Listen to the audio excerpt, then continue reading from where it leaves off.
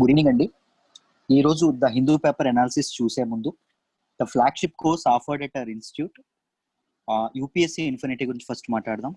UPSC infinity is the flagship course offered at our institute అండి. It is the premium course offered at our institute. It comes with lifetime validity. Lifetime validity అని ఒకసారి చెప్పామంటే life time validity. మీరు ఒక్కసారి డబ్బులు pay చేస్తే చాలు, మీరు ఎన్నాళ్ళు ప్రిపేర్ అయితే అన్నాళ్ళు బోత్ రికార్డెడ్ సెషన్స్ కి లైవ్ సెషన్స్ కి మీకు యాక్సెస్ ఉంటుంది. దాంతోపాటు ఫ్యాకల్టీ యొక్క అన్లిమిటెడ్ సపోర్ట్ అనేది మీకు లభిస్తుంది. Next, student centric approach. Exam prepare అయ్యే ముందు, కోర్స్ తీసుకునే ముందు, ఈ యూపీఎస్సీ ఇన్ఫినిటీలో జాయిన్ అయ్యే ముందు ఏమైనా రిఫరెన్స్ బుక్స్ చదవాలా, ఎన్సీఆర్టీస్ చదవాలని అపోహలు వద్దు. We teach absolutely from scratch.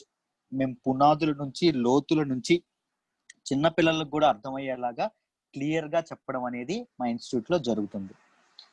So మిమ్మల్ని లోతుల నుంచి అడ్వాన్స్డ్ లెవెల్ వరకు తీసుకెళ్లే పూర్తి బాధ్యత మాది.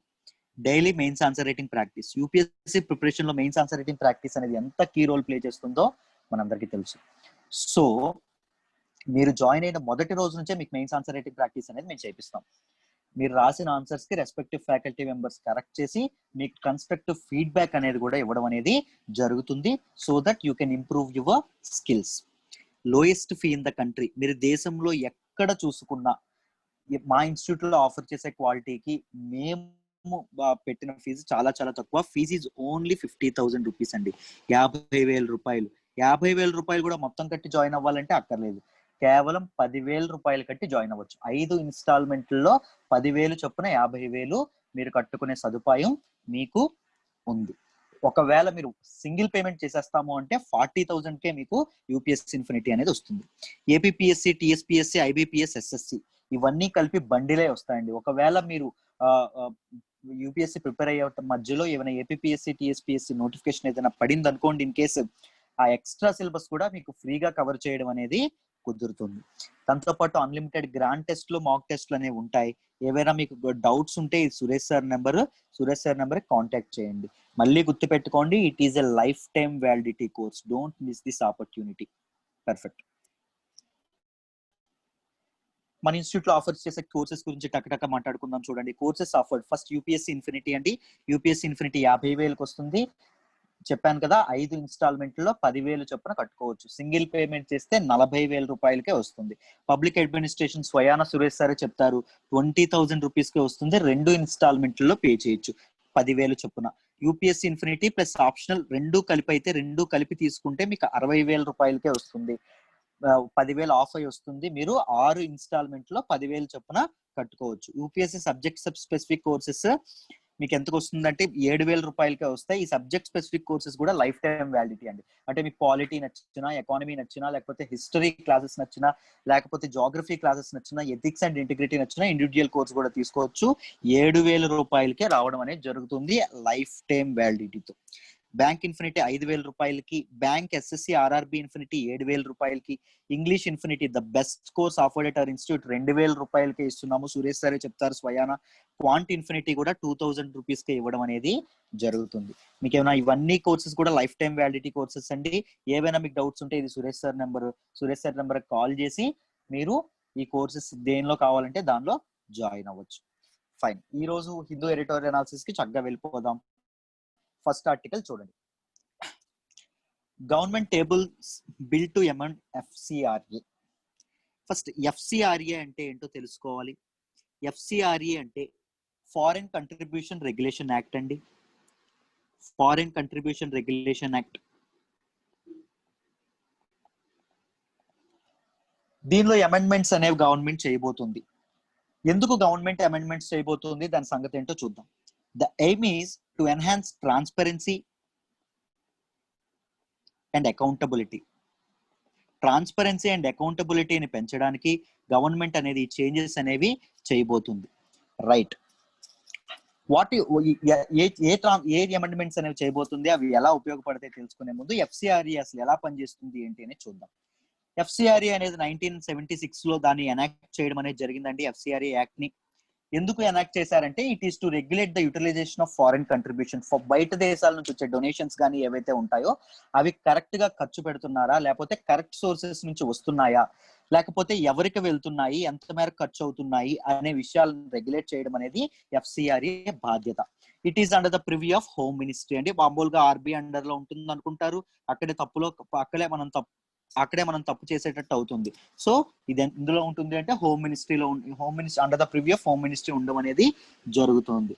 రైట్, ఇది దేనికి ముఖ్యంగా ఇదవుతుంది అంటే it ensures contributions do not adversely effect national security అండి.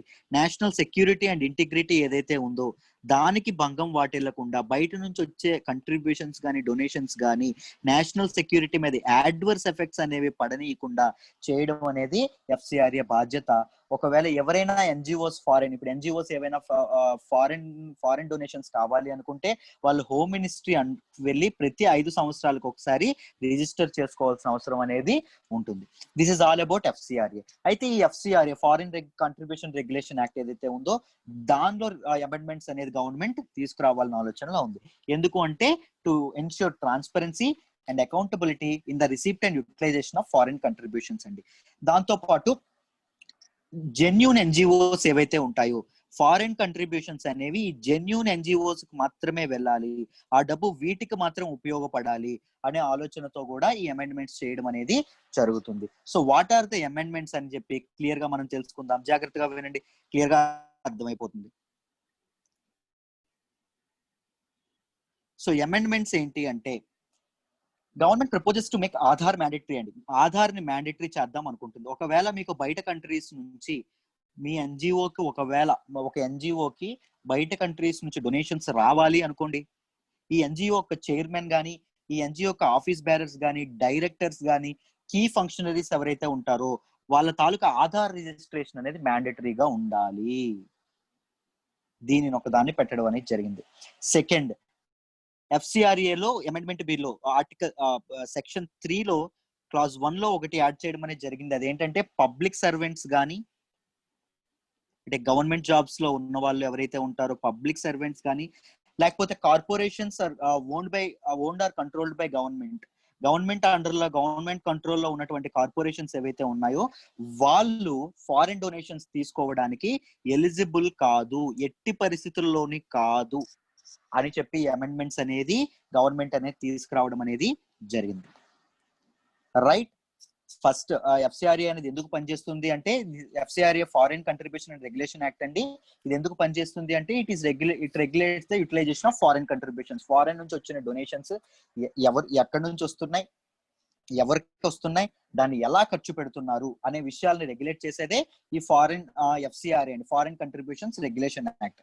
It ensures basically contributions do not adversely effect the national security of internal security of the nation. ఒక దేశం యొక్క అంతర్గత భద్రత ఏదైతే ఉంటుందో దానికి భంగం వాటిల్లకుండా చూడడం, ఫారిన్ డొనేషన్స్ అనేవి దాని మీద విపరీతమైనటువంటి ఇది చేయకుండా, విపరీతమైన ఎఫెక్ట్ పడకుండా చేయడం అనేది ఎఫ్సిఆర్ఏ బాధ్యత. Right, it is under the preview of home ministry. ఇవన్నీ ప్రిలిమ్స్ లెవెల్లో అడగడం అనేది జరుగుతుంది. ఈ యాక్ట్ ప్రకారంగా ఏంటంటే ఏవైతే ఎన్జిఓస్ ఫారిన్ డొనేషన్స్ కావాలనుకుంటున్నాయో వాళ్ళు ప్రతి 5 సంవత్సరాలకు ఒకసారి గవర్నమెంట్ దగ్గరికి వెళ్ళి హోమ్ మినిస్ట్రీ దగ్గరికి వెళ్ళి వాళ్ళు రిజిస్టర్ చేసుకోవాల్సిన అవసరం అయితే ఉంటుంది. రైట్, అయితే రీసెంట్ గా తెచ్చిన అమెండ్మెంట్స్ ఏంటి అంటే ఏవైతే ఎన్జిఓస్ ఫారిన్ డొనేషన్స్ కావాలనుకుంటున్నాయో వాళ్ళకి సంబంధించిన డైరెక్టర్స్ కానీ చైర్మన్స్ కానీ ఆఫీసర్ బ్యారియర్స్ కానీ కీ ఫంక్షనర్స్ ఎవరైతే ఉంటారో వాళ్ళకి ఆధార్ బేస్డ్ రిజిస్ట్రేషన్ అనేది మ్యాండేటరీ చేశారు. దాంతో పాటు పబ్లిక్ సర్వెంట్స్ కానీ లేకపోతే కార్పొరేషన్స్ అండర్ గవర్నమెంట్ కంట్రోల్ కానీ వాళ్ళు ఫారిన్ డొనేషన్స్ తీసుకోవడానికి వీలు లేదు అని చెప్పి అమెండ్మెంట్స్ తీసుకురావడం అనేది జరిగింది. This is all about this article. ఈ ఆర్టికల్ మీకు డీటెయిల్ గా అర్థమైందని అనుకుంటున్నాను. Let's move to the next article అండి.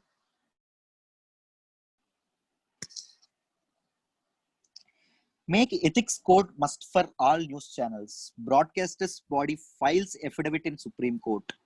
సుప్రీం కోర్ట్ లోని అఫిడవిట్ అనేది ఒకరు ఇది రావడం అనేది జరిగింది. అసలు ఏం జరిగింది, దానికి అదేంటో నీట్ గా తెలుసుకుందాం, జాగ్రత్తగా వినండి. న్యూస్ బ్రాడ్కాస్టర్స్ అసోసియేషన్ అనేది ఎన్బిఏ అనేది సుప్రీం కోర్టుకి ఒకటి చెప్పిందండి. ఏం చెప్పింది అంటే to make code of ethics against airing malicious biased and regressive content. ఏవైనా అభ్యంతరకరమైనటువంటి కానీ డిస్క్రిమినేషన్ చూపించే కంటెంట్ ఏదైతే కానీ మలేషియస్ లేదా బయాస్ లేదా రిగ్రెసివ్ లేదా డిస్క్రిమినేటివ్ కంటెంట్ ఏదైతే ఉంటుందో ఆ కంటెంట్ అనేది ఆల్ న్యూస్ ఛానల్స్, ఏ న్యూస్ ఛానల్స్ అయినా ఇది అవ్వాలంటే దానికి ఒక కోడ్ ఆఫ్ ఎథికల్ కండక్ట్ అనేది, ఒక నైతిక నియమావళి అనేది ఒకటి తయారు చేయండి అని చెప్పి ఎన్బిఏ ఎవరికి చెప్పింది? క్లియర్ గా సుప్రీం కోర్టుకి చెప్పడం అనేది జరిగింది.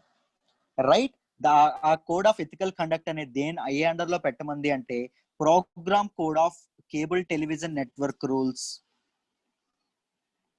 1994 లో పెట్టడం అనేది దీనిలో యాడ్ చేయమని చెప్పి చెప్పడం అనేది జరిగింది. ఈ ఏదైతే సుప్రీం కోర్టు తయారు చేసిన కోడ్ ఆఫ్ ఎథికల్ కండక్ట్ ఏదైతే ఉంటుందో దానిని ఎన్బిఏ, మన న్యూస్ బ్రాడ్కాస్ట్ అసోసియేషన్ ఏదైతే ఉందో దానిలో రిజిస్టర్ అయిన ఛానల్సే కాకుండా మిగిలిన అన్ని ఛానల్స్ కూడా దాన్ని ఫాలో అవ్వాలి అనేటట్టు ఒక ఇది తీసుకోండి అని చెప్పి ఎన్బిఏ అనేది సుప్రీం కోర్టుకి ఒక రిక్వెస్ట్ అనేది, అపీల్ అనేది, ఒక ఎఫిడవిట్ పెట్టడం అనేది జరిగిందండి. So what is the background, అసలు ఎందుకు ఇలా చేయాల్సి వచ్చింది ఏంటి అని చెప్పి డీటెయిల్డ్ గా ఈ ఆర్టికల్లో మాట్లాడారు. జాగ్రత్తగా మాట్లాడదాం, వినండి. ఓకేనా? అసలు బ్యాక్గ్రౌండ్ ఏమి అయింది అంటే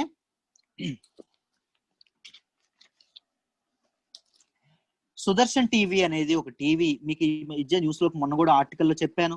సుదర్శన్ టీవీ అనే ఒక టీవీలోని బిందాస్ బోల్ అనే ఒక ప్రోగ్రామ్ ఉందండి. ఈ బిందాస్ బోల్ అనే ప్రోగ్రామ్ లో యూపీఎస్సీ జిహాద్ అని చెప్పి ఒక థీమ్ తో ఒక ఎపిసోడ్స్ అనేవి రన్ అవ్వడం అనేది జరిగింది. దీనిలో ముస్లిమ్స్ అనేవాళ్ళు సివిల్ సర్వీసెస్ ని ఇన్ఫిల్ట్రేట్ చేస్తున్నారు. There objectionable content on Muslim entries into civil service అని చెప్పి అబ్జెక్షనబుల్ కంటెంట్ అనేది ఈ యూపీఎస్సీ జిహాద్ లో టెలికాస్ట్ చేయడం అనేది, ఎయిర్ చేయడం అనేది జరిగింది. దీనికి ఎగనెస్ట్ గా సుప్రీం కోర్ట్ అనేది దీనికి ఎగనెస్ట్ గా సుప్రీం కోర్ట్ లో పిల్ అనేది వేయడం జరిగింది. సుప్రీం కోర్ట్ దీని గురించి తీర్పు చెప్తూ తన వెడ్డికి చెప్తూ it is painfully hurtful to the community, ఆ రిలీజియన్ ఏదైతే ఉందో ముస్లింలకి నిజంగా చాలా బాధ కలిగించే విషయం ఇది, అలా చేయకూడదు అని చెప్పి ఈ విషయంలో ఎన్బిఏ అనేది న్యూస్ బ్రాడ్కాస్ట్ అసోసియేషన్ ఏదైతే ఉందో అది ఇట్ ఈస్ బీయింగ్ టూత్లెస్, ఇన్ఎఫెక్టివ్ గా పనిచేస్తుంది, అసలు ఏం చేస్తుంది అని చెప్పి అడగడం అనేది జరిగింది. దాంతో పాటు ఇలాంటి విషయాల్లో ఎన్బిఏ విధించే పెనాల్టీస్ కూడా చాలా వీక్ గా ఉన్నాయి, ఇన్ఎఫెక్టివ్ గా ఉన్నాయి అని చెప్పి సుప్రీం కోర్ట్ అనేది చెప్పడం అనేది చెప్పింది. దానికి ఆన్సర్ ఇస్తూ ఎన్బిఏ ఏం చెప్పిందంటే, న్యూస్ బ్రాడ్కాస్ట్ అసోసియేషన్ ఏం చెప్పిందంటే, మాకు న్యూస్ బ్రాడ్కాస్ట్ సర్వీసెస్ అథారిటీ అనే ఒక ఇండిపెండెంట్ బాడీని పెట్టండి, న్యూస్ బ్రాడ్కాస్ట్ సర్వీసెస్ అథారిటీ అనే ఇండిపెండెంట్ బాడీని పెట్టి ఇది ఇచ్చిన గైడ్ లైన్స్ ఏవైతే ఉంటాయో, ఇది ఇచ్చిన ఫ్రేమ్ వర్క్ ఏదైతే ఉంటుందో, ఇది ఫ్రేమ్ చేసిన కోడ్ రూల్స్ అండ్ రెస్ట్రిక్షన్స్ ఏవైతే ఉంటాయో వాటిని అన్ని ఛానల్స్ స్ట్రిక్ట్ గా ఫాలో అవ్వమని చెప్పండి. గవర్నమెంట్ అండర్ లో కాకుండా ఒక ఇండిపెండెంట్ బాడీ ఎన్బిఎస్సి అని తయారు చేయండి. న్యూస్ బ్రాడ్కాస్ట్ సర్వీసెస్ అథారిటీ అనేది ఒకటి ఫ్రేమ్ చేయండి, దానికి ఇండిపెండెన్స్ అనేది ఇవ్వండి అని చెప్పి చెప్పడం అనేది ఎన్బిఏ అనేది చెప్పడం అనేది న్యూస్ బ్రాడ్కాస్ట్ అసోసియేషన్ అనేది చెప్పడం అనేది జరిగింది సుప్రీం కోర్టుకి. రైట్, మనం దీన్ని ప్రెస్ ఫ్రీడమ్ గురించి మాట్లాడుకుంటామండి, పత్రికా స్వేచ్ఛ గురించి మాట్లాడుకుంటాం.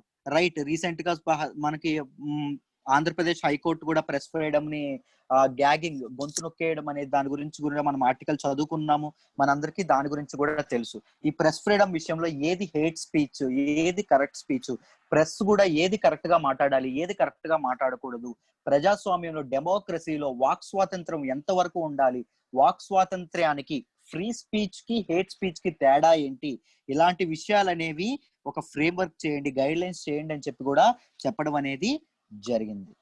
రైట్, ఇప్పుడు నెక్స్ట్ ఆర్టికల్ దాని గురించే మనం మాట్లాడుకుంటాం. ఐ హోప్ ఈ ఆర్టికల్ మీకు డీటెయిల్డ్ గా క్లియర్ అయిందనే అనుకుంటున్నాను. Let's move to the next article.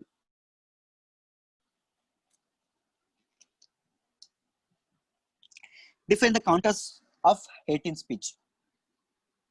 ఈ ఆర్టికల్ అనేది హిందూలో వచ్చింది, ఎడిటోరియల్ అనేది, దీని గురించి క్లియర్ గా మాట్లాడుకుందాం. నేను ఆల్రెడీ చెప్పాను, బ్యాక్గ్రౌండ్ ఇస్తాను, జాగ్రత్తగా వినండి. అసలు ఏం జరిగిందంటే, సుదర్శన్ టీవీ అనే ఛానల్లో బిందాస్ బోల్ అనే ప్రోగ్రామ్ ఒకటి ఇదైందండి. ఆ బిందాస్ బోల్ అనే ప్రోగ్రామ్ లో యూపీఎస్సీ జిహాద్ పేరిట యూపీఎస్సీ జిహాద్ అనే దాని మీద ఒక ప్రోమో అనేది రిలీజ్ అయింది. ఆ ప్రోమోలో ఏం చెప్తున్నారు అంటే, ముస్లిమ్స్ కి ఎగెనెస్ట్ గా సివిల్ సర్వీసెస్ ముస్లిమ్స్ ఇన్ఫిల్ట్రేట్ చేస్తున్నారు అని చెప్పి ఒక ప్రోమో అనేది రిలీజ్ అయితే, ఆ యూపీఎస్సీ జిహాద్ ప్రోమో మీద సుప్రీం కోర్టులో అపీల్ దాఖలైంది. ఈ ఈ ఈ ఎపిసోడ్ ని ఎయిర్ చేయకుండా ఆపేయండి అని చెప్తే సుప్రీంకోర్టు ఏం చెప్పింది అంటే, సుప్రీంకోర్టు తన వెర్డిక్ట్ లో ఏం చెప్పిందంటే, it must circumspect in imposing any prior restraint on speech. మేము దాన్ని ముందు ఇది చెయ్యాలి, ముందు వాచ్ చేయకుండా, ముందు అసలు అసలు ఆ ఎపిసోడ్ లో ఏముందో తెలియకుండా ఆ ఎపిసోడ్ కి మేము స్టే ఇవ్వలేము అని చెప్పడం అనేది జరిగింది.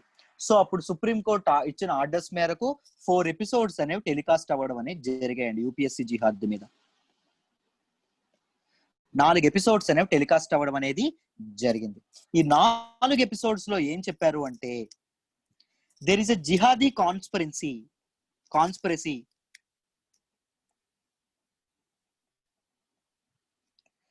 ముస్లిమ్స్ జిహాదీ కాన్స్పిరసీతో ఇండియన్ సివిల్ సర్వీసెస్ ని ఇన్ఫిల్ట్రేట్ చేస్తున్నారు, బలవంతంగా చొరబడుతున్నారు, రైట్, ఇలా చెప్పడం అనేది జరిగిందండి. దాంతో పాటు ప్రతి పత్రికలకి ఒక తాలూకా స్వేచ్ఛ అనేది ఉంటుంది. పబ్లిక్ ఇంట్రెస్ట్ మీద ప్రతి న్యూస్ పేపర్ గానీ, ప్రతి న్యూస్ ఛానల్ గానీ వాళ్ళ ఇన్వెస్టిగేషన్ అనేది చేసుకోవచ్చు. కానీ ఈ ఛానల్లో వాళ్ళు ఏం చెప్పడం అనేది జరిగింది అంటే, రాంగ్ ఎలిగేషన్స్ కొన్ని ఇవ్వడం అనేది జరిగిందండి. ఆ రాంగ్ ఎలిగేషన్స్ ఏమని చెప్పారంటే, యూపీఎస్సీ ఎగ్జామ్ లో హిందూస్ కి అప్పర్ ఏజ్ లిమిట్ 32 ఉంటుంది, వేరాజ్ ముస్లిమ్స్ కి అప్పర్ ఏజ్ లిమిట్ 35 ఉంటుంది అని చెప్పడం జరిగింది. This is totally wrong. We know that, right? We know that. Next, maximum limits for Hindus కి మాక్సిమం లిమిట్స్ అనేవి ఎంత చెప్పింది అంటే 6 లిమిట్స్ అని చెప్పింది. అలాగే మాక్సిమం లిమిట్స్ ఫర్ ముస్లిమ్స్ కి ఎంత చెప్పడం అనేది జరిగిందంటే 9 ఉంటాయని చెప్పింది. ఇది కూడా దిస్ ఈజ్ ఆల్సో రాంగ్. ఇలాంటి రాంగ్ ఎలిగేషన్స్ అనేవి చేయడం అనేది జరిగింది. ఇలాంటి రాంగ్ ఎలిగేషన్స్ చేసి కేబుల్ టెలివిజన్ యొక్క ప్రోగ్రామ్ కోడ్ ఏదైతే ఉందో ఆ ప్రోగ్రామ్ కోడ్ ని మన సుదర్శన్ టీవీ అనేది బ్రీచ్ చేసింది అని చెప్పి సుప్రీం కోర్టులో పిల్స్ అనేవి దాఖలవ్వడం జరిగిందండి. రైట్, సుప్రీం కోర్టులో పిల్స్ అనేవి దాఖలవ్వడం జరిగింది.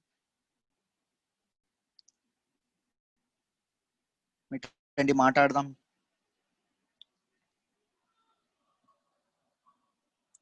రైట్, దాఖలవ్వడం అనేది జరిగింది. అయితే సుప్రీంకోర్టు మామూలుగా ఈ ఛానల్ యొక్క కంటెంప్ట్ ఆఫ్ ఫ్యాక్ట్, ఛానల్ అనేది ఫ్యాక్ట్స్ ఏవైతే నిజాలని దాచేయడం కానీ, నిజాలని పక్కన పెట్టి అబద్ధాలను చూపించడం కానీ, ఒకే ఒక కమ్యూనిటీ ముస్లిం కమ్యూనిటీని బ్యాడ్ చేయడానికి ఎఫర్ట్స్ అనేవి చేయడం కానీ, ఇవన్నీ హేట్ స్పీచ్. ఆబ్వియస్ గా ఇవన్నీ హేట్ స్పీచ్ గా కారణం. హేట్ స్పీచ్ అని మనందరికీ తెలుసు, రైట్? ఒక కమ్యూనిటీని ఎప్పుడైనా బ్యాడ్ చేయాలని ఒక న్యూస్ ఛానల్ చూస్తే దాన్ని ఏమంటాం? హేట్ స్పీచ్ అంటాం, రైట్? హేట్ స్పీచ్ చేయాలని ఒక దాన్ని డిఫేమ్ చేయాలని చూడడం అనేది చాలా తప్పు అని తెలిసినప్పటికీ, మన ఇండియాలో ఉన్నటువంటి పీనల్ కోడ్ లో ఉన్నటువంటి లాస్ ఏవైతే ఉన్నాయో, they have many complications in distinguishing permissible speech. Permissible speech ఏది, hateful criminal speech ఏది, ఎంతవరకు మాట్లాడొచ్చు, ఎంతవరకు మాట్లాడకూడదు, వీటి మధ్య ఒక లైన్ అనేది మన లాస్ అనేవి గీయలేదు. we don't have clear definition for hate speech. Hate speech అంటే ఏంటో అనే డెఫినిషన్ అనేది ఇప్పటి వరకు మనకు క్లియర్ గా లేదు. మనకు క్లియర్ గా కనిపిస్తోంది ఆ ఛానల్ ముస్లిమ్స్ ని డిఫేమ్ చేయడం, ముస్లిమ్స్ ని ముస్లిమ్స్ యొక్క డిగ్నిటీని ఇది చేయడం, వాళ్ళ తాలూకా dignity efforts to mitigate their dignity ఇది చేయడం అనేది తప్పు అని మనకు క్లియర్ గా అర్థం అవుతుంది. కానీ మన లాస్ అనేవి ఏం చెప్తున్నాయి? వాట్ ఎవర్ లాసర్స్, మన లాస్ అనేవి హేట్ స్పీచ్ అనే దానికి క్లియర్ డెఫినేషన్ అనేది ఇవ్వలేదు, రైట్? ఈ ఉదంతాన్ని, ఈ ఇష్యూని ఆపర్చునిటీగా తీసుకొని సుప్రీం కోర్ట్ అనేది what is hate speech, what is offensive speech, what is hate speech, what are exceptions for it అనే వాటి మీద ఒక క్లియర్ గైడ్ లైన్స్ అనేవి, రైట్, ఒక క్లియర్ గైడ్ లైన్స్ అనేవి, ఒక క్లారిటీ అనేది సుప్రీంకోర్టు ఇవ్వాలి అని చెప్పి ఈ ఆర్టికల్లో డీటెయిల్ గా డిస్కస్ చేయడం అనేది జరిగిందండి. మన కాన్స్టిట్యూషన్ లో ఆర్టికల్ 19 క్లాస్ 2 లో మనకి వాక్ స్వాతంత్రం గురించి, భావ ప్రకటన స్వేచ్ఛ గురించి మనకు క్లియర్ గా ఇచ్చినప్పటికీ, ఫ్రీ స్పీచ్ గురించి మనకు కాన్స్టిట్యూషన్ లో ఆర్టికల్ 19 క్లాస్ 2 లో మనం మాట్లాడతాం ఉన్నప్పటికీ దాని క్లియర్ డెఫినిషన్ అనేది ఇవ్వలేదు. సో ఇప్పుడు మన ఆథర్ అనే వాళ్ళు ఎవరైతే ఉన్నారో సుహృతి పాదసారథి గారు, ఆయన జెర్మీ వాల్డ్రన్స్ డెఫినిషన్, జెర్మీ వాల్డ్రన్ ఆయన ఒక డెఫినిషన్ ఇచ్చారు. ఆ డెఫినిషన్ ఆఫ్ ఫ్రీ స్పీచ్ ఇచ్చారు. దాని గురించి డీటెయిల్ గా చెప్పడం అనేది జరిగిందండి. What is his name is Jeremy Waldrons. ఈయన హేట్ స్పీచ్ గురించి ఒక డెఫినేషన్ అనేది ఇవ్వడం అనేది జరిగింది. వాట్ ఈజ్ హేట్ స్పీచ్ అంటే ఈయన దృష్టిలో హేట్ స్పీచ్ అంటే ఏంటి అంటే అటర్నెస్ దట్ ఇన్సైట్ వైలెన్స్, హింసని గాని, హ్యాట్రేడ్ గాని, ద్వేషాన్ని గాని, డిస్క్రిమినేషన్ గాని, వివక్షని గాని, పీపుల్ కి అగైనెస్ట్ డిస్క్రిమినేషన్ గాని on the basis of their identity ఏదైనా అవ్వచ్చు, రేస్ అవ్వచ్చు, క్యాస్ట్ అవ్వచ్చు, కమ్యూనిటీ అవ్వచ్చు, I mean caste or community, I mean religion అవ్వచ్చు, దేర్ సెక్స్ అవ్వచ్చు, సెక్షువల్ ఓరియంటేషన్ అవ్వచ్చు, జెండర్ అవ్వచ్చు, మీకు దేని ప్రకారంగా కానీ ఒక పర్టిక్యులర్ ఏదైతే ఒక పర్టిక్యులర్ సెక్టార్ ఏదైతే ఉందో, క్లాస్ ఏదైతే ఉందో వాళ్ళ తాలూకా విద్వేషాలని, వాళ్ళ తాలూకా రాగద్వేషాలని మీరు రెచ్చగొట్టినట్టయితే దానిని హేట్ స్పీచ్ అంటారు అని చెప్పడం అనేది జరిగింది, డీటెయిల్డ్ గా చెప్పడం అనేది జరిగింది. ఇక్కడ ఇంకొక మాట అన్నారు, ఇప్పుడు సపోజ్ ఎగ్జాంపుల్లో ఒక బుద్ధిస్ట్ టెనెట్స్ అనేవి మీకు నచ్చకపోయాయి అనుకోండి, పలానా టెనెట్ మీకు నచ్చలేదు, ఒక బుద్ధిస్టులు అనేవాళ్ళు అన్నింటినీ వదిలేసి మాంక్స్ గా వెళ్ళడం అనేది మీకు నచ్చలేదు అనుకోండి, దానిని మీరు విమర్శ చేయొచ్చు. కానీ బుద్ధిస్ట్ మాంక్స్ అందరూ కలిపి వేస్ట్, బుద్ధిజం తాలూకు సంబంధించిన టెనెట్స్ అన్ని వేస్ట్ అని చెప్పి క్రిటిసైజ్ చేయడం అనేది హేట్ స్పీచ్. క్రిటిసిజం కి, భావ ప్రకటనకి, ఫ్రీ స్పీచ్ కి, దాంతో పాటు హేట్ స్పీచ్ కి మధ్యలో ఒక సన్నని గీత ఉంటుంది అని చెప్పి ఈ జే వాల్డన్ గారు చెప్పడం అనేది జరిగింది, రైట్. దాంతో పాటు ఇంకొక ఇంపార్టెంట్ విషయం అనేది మెన్షన్ చేయడం అనేది ఆర్టికల్లో జరిగింది. అది ఏంటి అంటే hate speech attacks to important tenets of democracy అండి. ప్రజాస్వామ్యం యొక్క 2 ఇంపార్టెంట్ ప్రిన్సిపల్స్ ని హేట్ స్పీచ్ అనేది అటాక్ చేస్తుందంట. అవి ఏంటి అంటే గ్యారంటీ ఆఫ్ ఈక్వల్ డిగ్నిటీ, అందరికీ సమానమైనటువంటి డిగ్నిటీ ఏదైతే ఉంటుందో అది ప్రొవైడ్ చేయడం, కానీ పబ్లిక్ గుడ్ ఇంక్లూజివ్నెస్, అందరికీ మంచి చేయాలనుకునే ఆ సమ్మిళితమైన ఏదైతే ఉంటుందో ఆ భావనని గాని, ఈ రెండింటిని డెమోక్రసీ చాలా కీ రోల్ అండి. డెమోక్రసీలో ఈ 2 కీ రోల్ ప్లే చేస్తాయి. హేట్ స్పీచ్ అనేది ఈ రెండింటిని పోగొడుతుంది, ఈ రెండింటి మీద దండయాత్ర చేస్తుంది అని చెప్పడం అనేది జరిగింది, రైట్. సో ఈ మన జే వాల్డన్స్ ఎవరైతే ఉన్నారో ఈయన హేట్ స్పీచ్ కి ఇచ్చిన డెఫినేషన్ కానీ, ఈయన డెమోక్రసీకి ఇలా అటాక్ చేస్తుందని స్టేట్మెంట్స్ కానీ మన ఇండియా డెమోక్రటిక్ విజన్ కి దగ్గరగా ఉంటాయండి, రైట్. ఎందుకు మన కాన్స్టిట్యూషన్ కానీ, మన ఇండియన్ డెమోక్రసీ కానీ ఏ పునాదుల మీద నిర్మించబడింది మనందరికీ తెలుసు, Liberty, equality and fraternity, right. Brotherhood మీద కానీ, ఈక్వాలిటీ సమానత్వం మీద కానీ, లిబర్టీ స్వేచ్ఛ మీద కానీ, ఇలాంటి పునాదుల మీద మన భారత రాజ్యాంగం అనేది, ఇండియన్ కాన్స్టిట్యూషన్ అనేది నిర్మించడం అనేది జరిగింది, రైట్. సో మన జే వాల్డన్ ఎవరైతే ఉన్నారో, జెర్మీ వాల్డన్ ఇచ్చిన ఈ డెఫినేషన్ మనకి కరెక్ట్ గా ఉపయోగపడుతుంది అని చెప్పడం అనేది జరిగింది. దాంతో పాటు ఇండియన్ పీనల్ కోడ్ లో ఉన్నటువంటి section 153A and section 295A ఏవైతే ఉన్నాయో అవి డీటెయిల్డ్ గా మాట్లాడుతున్నప్పటికీ, అవి హేట్ స్పీచ్ ని క్రిమినలైజ్ చేస్తున్నామని చెప్పినప్పటికీ, హేట్ స్పీచ్ అంటే ఏంటి, ఎంతవరకు మాట్లాడితే హేట్ స్పీచ్, ఎంతవరకు మాట్లాడితే ఫ్రీ స్పీచ్ అనే డెఫినేషన్ అనేది ఇవ్వలేదు అని చెప్పడం అనేది జరుగుతుంది. రీసెంట్ గా ఫ్రీ స్పీచ్ అనేది డెమోక్రసీలో ఎంత ఇంపార్టెంటో చూస్తున్నాం. రీసెంట్ గా మా ఆంధ్రప్రదేశ్ హైకోర్టు ఇష్యూ కూడా రీసెంట్ గా నడుస్తుంది, రైట్. దాంతో పాటు పత్రికా స్వేచ్ఛ అనేది ఎంతవరకు ఉండాలి, ప్రెస్ ఫ్రీడమ్ అనేది కూడా ఎంతవరకు ఉండాలి అనే దాని మీద కూడా సుప్రీంకోర్టు ఒక ఫ్రేమ్ వర్క్ గానీ, ఒక గైడ్ లైన్స్ గానీ జారీ చేయాలి అని ఆర్టికల్ అనేది డీటెయిల్డ్ గా మెన్షన్ చేయడం అనేది జరిగింది. ఐ హోప్ ఈ ఆర్టికల్ మీ అందరికీ డీటెయిల్డ్ గా అర్థమైందని అనుకుంటున్నాను. Let's move to the next article. చూడండి అమ్మా జాగ్రత్తగా, ఈ ఆర్టికల్ కూడా డీటెయిల్డ్ గా అర్థమైపోతుంది. It is very important in the exam point of view. Amid fierce protests, Rajya Sabha passes 2 farm bills. A 2 farm bills Rajya Sabha pass చేసింది, ఫియర్స్ ప్రొటెస్ట్ అంటున్నారు, ప్రొటెస్ట్లు అనేవి ఎందుకు జరుగుతున్నాయి అనేవి డీటెయిల్డ్ గా మాట్లాడదాం. ఆ 2 ఫార్మ్ బిల్స్ ఏంటి అంటే, first farm bill farmers produce trade and commerce bill 2020 అండి.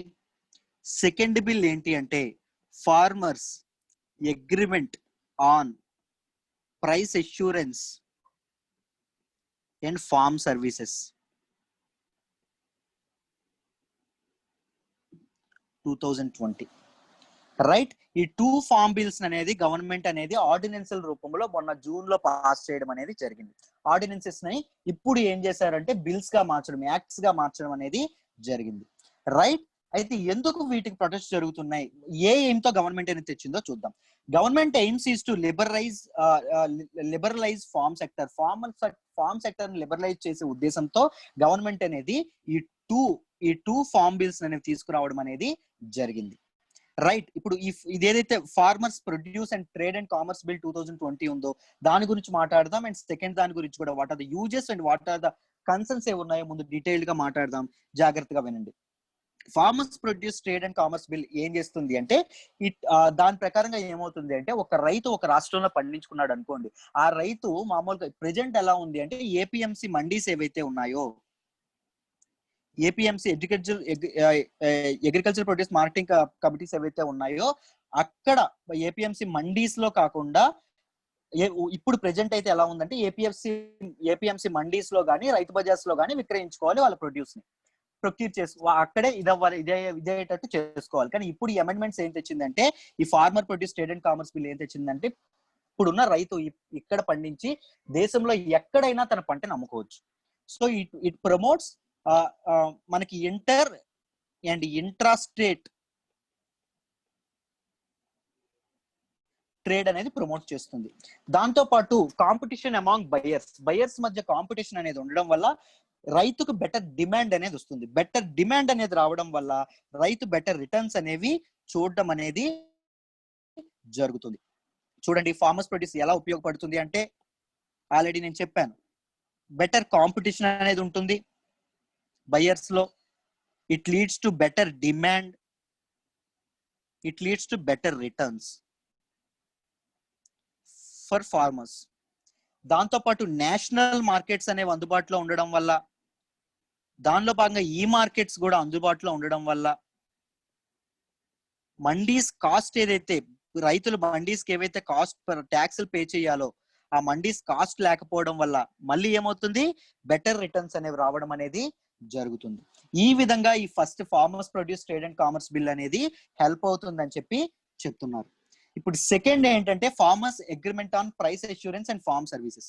ఇది ఎలా ఉపయోగపడుతుందంటే పంట వేయక ముందే, పంట ఉడుపులు అనేవి అవ్వక ముందే రైతుకి ఎష్యూర్డ్ ప్రైస్ అనేది ఉంటుంది. ఎష్యూర్డ్ ప్రైస్ అనేది ఇస్తారు. వీళ్ళు కార్పొరేట్ వాళ్ళతో లేకపోతే వీళ్ళు ఎవరైనా ట్రేడ్ వాళ్ళతో వీళ్ళు ముందే ఇది చేసుకొని రైతుకు ముందే డబ్బు ఇచ్చేయడం అనేది జరుగుతుంది. రైతు దాన్ని ఇన్వెస్ట్మెంట్ గా చేసుకొని పంటను పండించడం అనేది జరుగుతుంది. రైట్, దీనివల్ల ఒకవేళ పంట ఎంత వస్తే అంత ఎవరు తీసుకుంటారంటే ఎవరైతే ముందు మనీ ఇచ్చారో వాళ్ళు తీసుకోవడం అనేది జరుగుతుంది. రైట్, దానివల్ల ఏమవుతుంది, మార్కెట్ రిస్క్ ఏదైతే ఉంటుందో ఒకవేళ కాస్ట్లు పడిపోయినా పెరిగినా ఏవైతే రిస్క్ ఏదైతే ఉంటుందో అది రైతు మీద భారం పడకుండా అది ఎవరి మీద భారం పడుతుంది అంటే ఎవరైతే స్పాన్సర్ చేశారో వాళ్ళ మీద పడుతుంది. It attract private investments. Agriculture లోకి ప్రైవేట్ ఇన్వెస్ట్మెంట్స్ తీసుకురావడానికి కూడా ఈ బిల్ అనేది ఉపయోగపడుతుంది అని చెప్పడం అనేది జరుగుతుంది. మరి సార్ ఇంత బాగున్నాయి కదా ఈ బిల్స్ మీద ప్రొటెస్ట్లు అనేవి ఎందుకు జరుగుతున్నాయి sir? What are the reasons for these protest? అసలు ఎందుకు జరుగుతున్నాయి ప్రొటెస్ట్లు అంటే వాట్ ఆర్ ద కన్సర్న్స్ గురించి మాట్లాడదాం. కన్సర్న్స్ ఫస్ట్ ఏంటంటే కార్పొరేట్ ఇంటర్ఫియరెన్స్ అండి.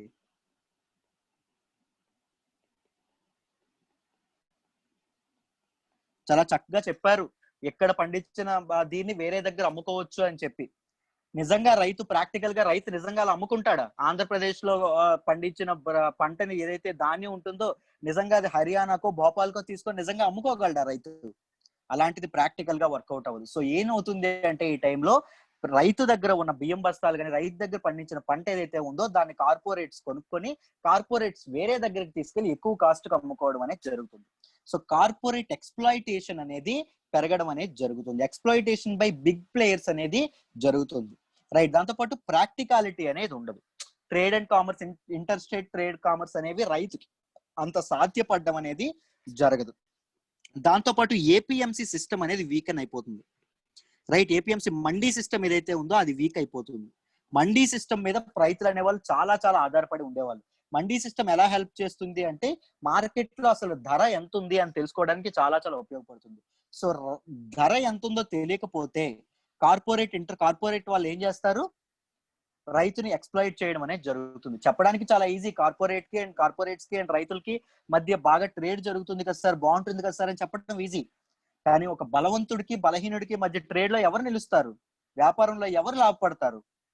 బలవంతుడే ఎప్పటికీ లాభపడతాడు. సో ఇలాంటి కన్సర్న్స్ అనేవి దీనిలో ఉండడం అనేది జరిగింది. సెకండ్ దానిలో మనకి ఏదైతే ఎష్యూరెన్స్ ఏదైతే ఉంటుందో, farmers agreement on price assurance and farm services bill ఉంటుందో దాని మీద కన్సర్న్స్ ఏం చెప్తున్నారంటే, న్యాచురల్ రిసోర్సెస్ అనేవి ఎక్స్ప్లాయిటేషన్ గురవుతాయి. రైట్, ఒక కార్పొరేట్ వాళ్ళు రైతులకు పూర్తిగా డబ్బులు ఇచ్చేస్తారు. రైతులకు పూర్తిగా డబ్బులు ఇచ్చి ఏం చేస్తారు? ఊరుకుంటారా? ఎక్కువ పంట రావాలి, ఎక్కువ దిగుబడి రావడం కోసం కెమికల్స్ కానీ ఇలాంటి ఇన్ఫ్యూజన్ అనేది చేయడం అనేది జరుగుతుంది. భూగర్భ జలాలు ఏవైతే ఉంటాయో వాటిని ఎక్కువ వాడడం అనేది జరుగుతుంది. ఇలాంటి వాటి వల్ల న్యాచురల్ రిసోర్సెస్ కి ఇబ్బంది కూడా జరుగుతుంది. ఎప్పుడైతే అగ్రికల్చర్ ప్రాఫిట్ ఓరియంటెడ్ అవుతుందో దాని వల్ల నేచర్ అనేది కూడా చాలా ఇబ్బంది పడుతుంది. Because agriculture is very very linked to nature or mother earth. Right, దానికి కూడా ఇబ్బంది అనేది జరుగుతుంది అని చెప్పి చెప్తున్నారు. దానివల్ల ల్యాండ్స్ అనేవి ఇన్ఫెర్టైల్ అయ్యే ప్రమాదం ఉంది. సో కార్పొరేట్స్ ని బలవంతంగా అగ్రికల్చర్ సెక్టార్ లోకి ఇన్ఫ్యూజ్ చేయడం అనేది చాలా తప్పు అని చెప్పి అపోజిషన్స్ గానీ, నాట్ ఓన్లీ అపోజిషన్స్, చాలా ఫార్మర్స్ గానీ ఎగనెస్ట్ గా తయారయ్యారు. ఎగనెస్ట్ గా ఇదవ్వడం అనేది జరుగుతుంది. రైట్, ఐ హోప్ ఈ 2 బిల్స్ గురించి మీకు డీటెయిల్డ్ గా అర్థమయ్యాయనే అనుకుంటున్నాను. Let's move to the next article.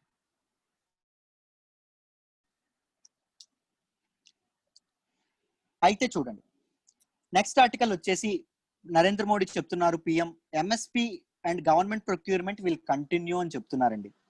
MSP అంటే ఏంటి, గవర్నమెంట్ ప్రొక్యూర్మెంట్ ఏంటి అని చెప్తాం. ఇప్పుడే మనం 2 అగ్రికల్చర్ బిల్స్ గురించి మాట్లాడాం.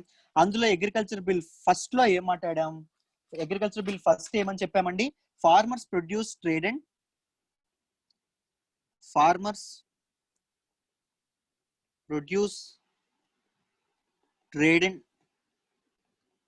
కామర్స్ బిల్ 2020 అని పెట్టాం. దీని వల్ల ఏమని చెప్పాము? ఏపీఎంసీ మండీస్ ఏవైతే ఉంటాయో అవి వీకన్ అయిపోతాయని చెప్పాం. ఇవి వీకన్ అయ్యాయి అంటే గవర్నమెంట్ ఒకవేళ ప్రొక్యూర్ చేసుకోపోతే, కార్పొరేట్ చేతుల్లోకి వెళ్ళిపోతే, రైతుకి లభించే మినిమం సపోర్ట్ ప్రైస్ ఏదైతే ఉంటుందో, కనీస మద్దతు ధర ఏదైతే ఉంటుందో, ఆ సిస్టమ్ దానికి పూర్తిగా భంగపాటు ఏర్పడుతుంది. కనీస మద్దతు ధర లేకపోతే కార్పొరేట్స్ అనే వాళ్ళు ఎంఎస్పి కంటే తక్కువకి రైతు నుంచి పంటను కొనుగోలు చేసే ప్రమాదం ఉంది అని చెప్పి ప్రతిపక్షాలు వాదిస్తున్నాయి. రైట్, ఈ బిల్స్ లో నిజంగా ఎంఎస్పి అనేది తీసేస్తామని కానీ, ఎంఎస్పి డిస్కంటిన్యూ అవుతుంది కానీ ఏమి మెన్షన్ చేయలేదు. బట్ ఈ అపోహలు ఉండడం అనేది నిజమే. ఇలా ఎప్పుడైతే ఏపీఎంసీస్ అనేవి వీకెన్ అవుతాయో, గ్రాడ్యువల్ గా MSP minimum support price system కూడా పోతుంది. మినిమం సపోర్ట్ ప్రైస్ సిస్టమ్ అనేది పోతే రైతులు నిజంగానే నష్టపోతారు. కార్పొరేట్స్ చేతుల్లోకి అగ్రికల్చర్ సెక్టర్ మొత్తం వెళ్ళిపోతుంది. నేషనల్ సెక్యూరిటీ అనేది, నేషనల్ ఫుడ్ సెక్యూరిటీ, ఆహార భద్రత అనేది కార్పొరేట్స్ చేతుల్లోకి వెళ్తుంది. అది నిజంగా చాలా ప్రమాదకరం. రైట్, సో దానికి అపోజిషన్స్ ఇది చేస్తుంటే నరేంద్ర మోడీ గారు ఏం చెప్తున్నారంటే, మినిమం సపోర్ట్ ప్రైస్ కానీ లేకపోతే గవర్నమెంట్ ప్రొక్యూర్మెంట్ ఏదైతే ఉంటుందో అది సజావుగానే నడుస్తుంది. ఒకవేళ రైతులు ఏపీఎంసీ మండీలో అమ్ముకోవాలంటే అమ్ముకోవచ్చు, ఏపీఎంసీ మండీలో ఇవ్వాలంటే ఇవ్వచ్చు. ఒకవేళ లేదు వేరే దగ్గర మేము అమ్ముకుంటామంటే అమ్ముకోవచ్చు. ఫార్మర్స్ యొక్క ఫ్లెక్సిబిలిటీ బట్టి వాళ్ళు ఇది చేసుకోవచ్చు తప్ప, మేము సెపరేట్ గా ఏపీఎంసీ మండీలు రద్దు చేస్తామని కానీ, ఎంఎస్పి సిస్టమ్ తీసేస్తామని కానీ బిల్స్ లో పేర్కొనలేదు అని చెప్పి నరేంద్ర మోడీ గారు చెప్పడం అనేది జరిగిందండి. Right,